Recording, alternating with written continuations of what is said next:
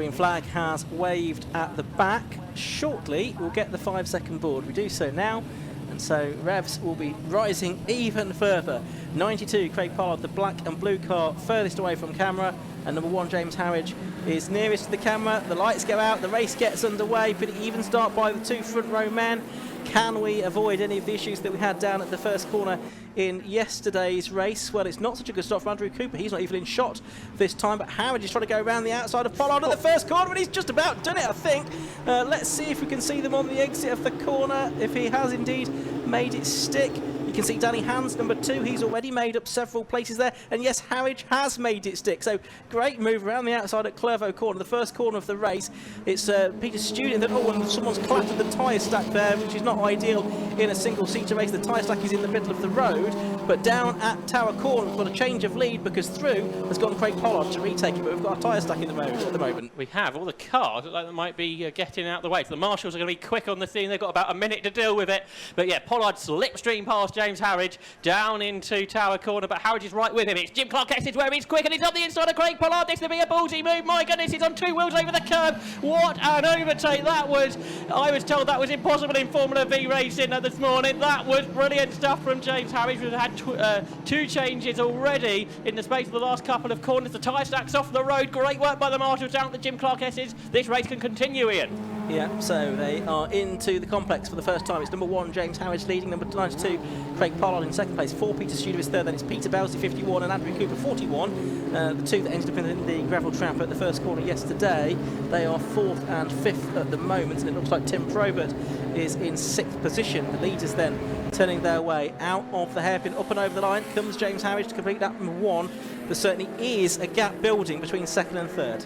There is, but what can Craig Pollard do about Harridge, who's really quick through the S's, through the fast corners? Pollard's car good at the end of the straights, I've been told, so we saw that on the last lap, how he challenged through Tower. The chicane now without the tyres there. I wonder if there might be liberties taken with the curbs now. That's out the way, but here comes Pollard doing exactly what he did on the last lap, drafting out. He's good out through the chicane. That means he's got lots of momentum using the slipstream too, and he's in front, and there's a car off, I'm afraid, at Hawthorne. Who is that? It is the 75 car, isn't it, which is Mark Egan in the Ray. Now, can Harridge do what he did on the last lap? It was an extraordinary move. If he does it every lap, it'll start to become a bit normal. Let's see. Through the Jim Clark-Essex, he's on the gearbox of Pollard. He knows he's about it. He tried to defend. Harridge is doing it again, you know. He's on the curves, but Pollard's just about been able to hang on this time. Harridge gave it a good go, though, Ian.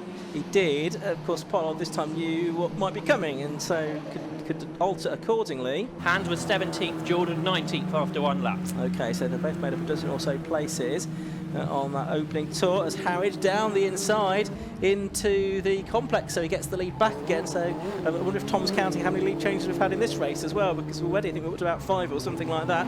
They turn their way out of the hairpin and back on to start and finish straight to complete lap number 2. They are now several seconds clear of Peter Studer. We're going to get a change for 4th place, just coming into shot now, because Andrew Cooper and Peter Belsley are side by side there, but they're side by side for the lead as well. And it's the number 92 of Craig Pollard, the Bears Gak, that retakes the lead of the race, but he clatters the curb, runs out wide on the exit. I thought that might cause him to lose the position. Actually, he managed to hold on. Yesterday's race wasn't overly exciting. This one's brilliant. Unfortunately, though, for Colin Gregory, the ex-Adam McCauley race winning, Shane has come to grief at the hairpin, but what about for the lead? Can Harridge do the move that Pollard had been doing earlier? I think he might.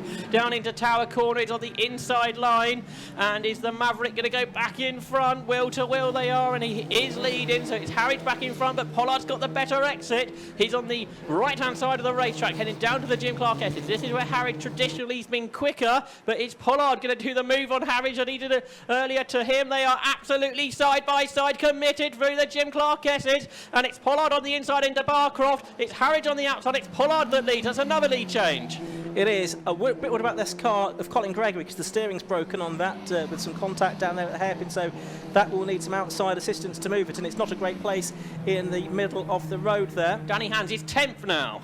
Okay, so he has made a really good move. And then Pollard and Harwich pretty much side by side into the complex. It's Pollard that is just ahead at the 92 car, but they've got double waved yellow flags and the car of Colin Gregory in not a particularly good position up at the hairpin. They are going to go inside it. There is room for them to do that, but it is double waved yellow flags there, and hopefully everyone will take good heed of those. Harwich right in the toe of Pollard as they come onto the straight. The safety car, though, is out. It's ready and waiting for them at the end of the pit lane, so safety car is out, and that is to allow the car of Colin Gregory to be recovered. And to give us a breath, I think, Ian, that was absolutely outstanding 3 laps of racing, wasn't it? Oh, James Harwich looks pretty frustrated, doesn't he, with the safety car out yet again. Peter Studer is 3rd, 4th is Andrew Cooper, 5th is Pete Belgy, 6th is Tim Probert, 7th Matt Harbott, 8th is Steve O, 9th is Danny Hand from the back of the grid, 10th Maurice Gloucester. Where's Ian Jordan? He's only got to 15th, so after good lap 1 progress, he hasn't made much more forward momentum. We had quite a chunk of the race yesterday in the safety car as well, didn't we, because of the first corner incident. How quickly will this one be cleared? It should be a bit quicker to clear, which needs something to probably lift that Colin Gregory number 72 Shane, though, I would think. I think that all the cars continued after that incident on the first lap this time. Yeah, I think so it did. obviously the tyre stack not very heavy at the chicane, but quite surprised a single-seater race car can survive that. We had 30 cars end one lap, and we had one non-starter of 31, so that makes sense. So whoever did hit it has been able to carry on quite remarkably.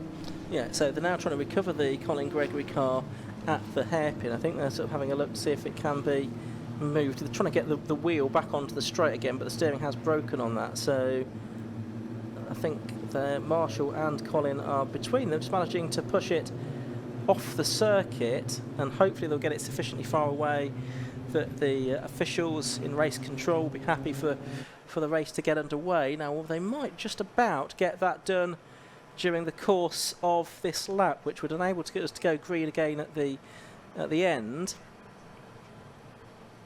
So Pollard it is, number 92 that's leading, number 1 James Harwich in second, 4 Peter Studer in third, 41 Andrew Cooper is in fourth. If you're wondering why James Harwich's car has got a red number next to it, that's because it is technically a Class B car which runs to a slightly different specification than most of the other cars that run at the sharp end of the field. Seen quite a few of you watching at home enjoying this Formula V action, noting that no DRS is needed for multiple overtakes on a lap here.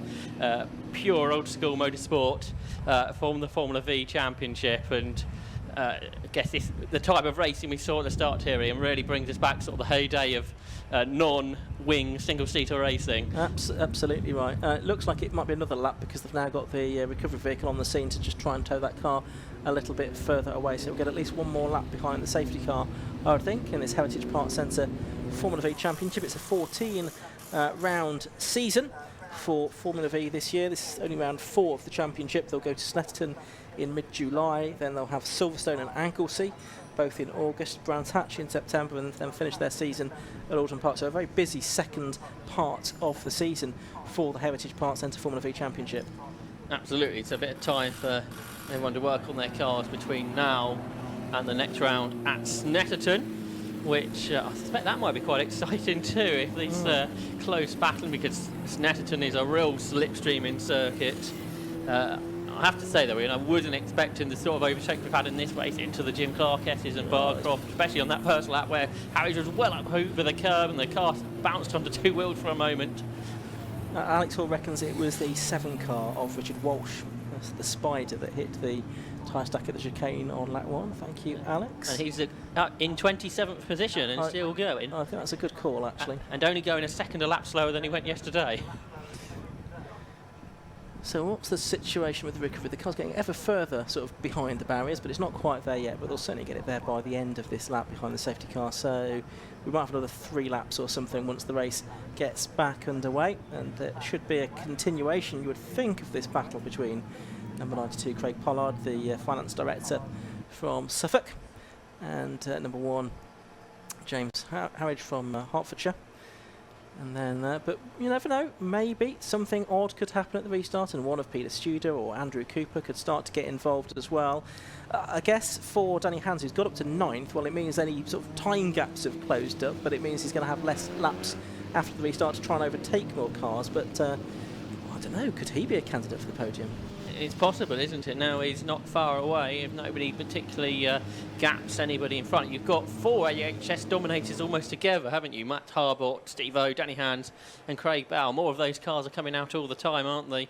The type of car that Paul Smith won the championship in back in 2012, 2013, 2015, and 2016. 4 times that car had won the championship, and I understand the Alan Harding team are developing the car all the time, trying to get new bits on it. And we've been saying a lot this weekend, 750 Motor Club Race is a real place. You can come and design your own car, to develop a car. So it's not just about the on-track driving, it's about engineering the cars. And I know a lot of people really enjoy that as much as they enjoy the racing. Absolutely right. So 5 minutes to go. I think we are now in a position where we could go racing again at the end of the lap. The safety car lights look to be out. Should get 3 laps then. Yeah, I would think so. So the green flag will be readied on the pit wall.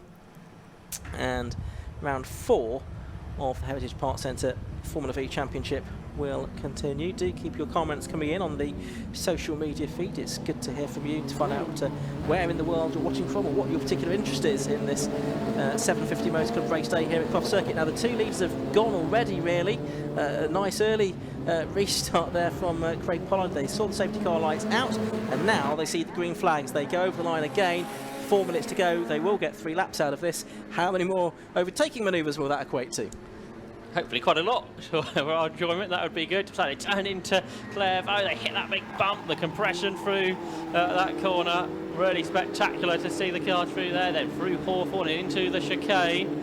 And it is Craig Pollard then that leads, but history would suggest he will not lead into Tower Bend because of the big slipstream that is offered down the long straight. And he pulls to the left-hand side of the racetrack. That's the outside line for Tower. Can Pollard hang it out here on the inside line? Well, he's given it a good go, but no, it's Harridge in front.